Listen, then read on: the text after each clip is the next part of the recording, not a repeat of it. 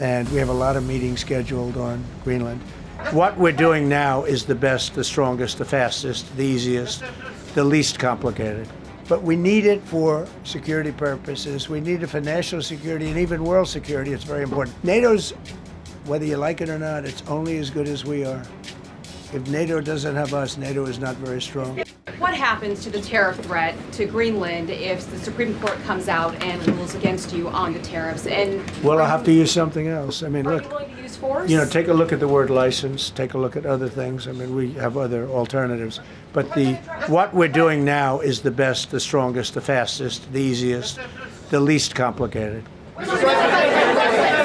Sir, if you move ahead with the Greenland-related tariffs on Europe, you secured almost $1 trillion of commitments from them to invest in the United States. Does that go kaput out the window if that happens?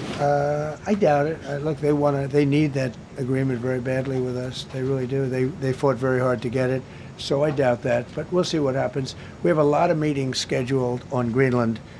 I'm leaving tonight, as you know, for Davos. And we have a lot of meetings scheduled on Greenland.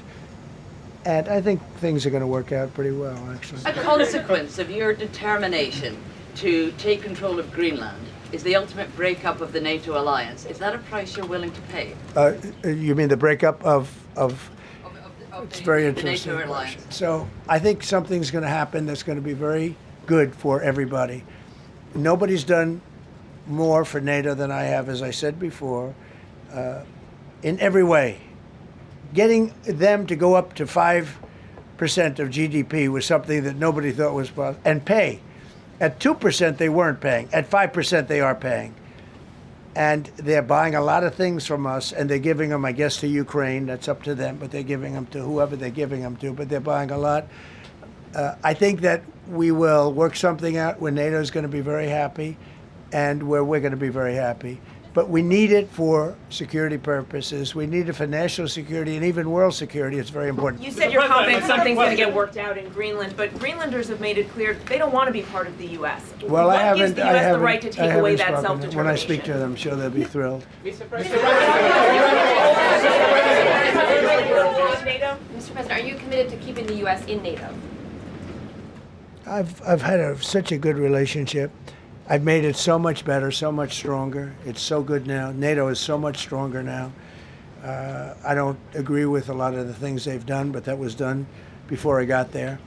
I think NATO's been good. Sometimes it's overrated, sometimes it's not. But we have a strong NATO. When I came here, we had a weak NATO. We had a NATO at 2%, and they weren't paying. You had a nothing NATO.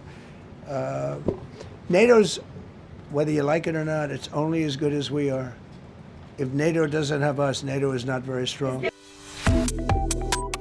Subscribe to One India and never miss an update. Download the One India app now.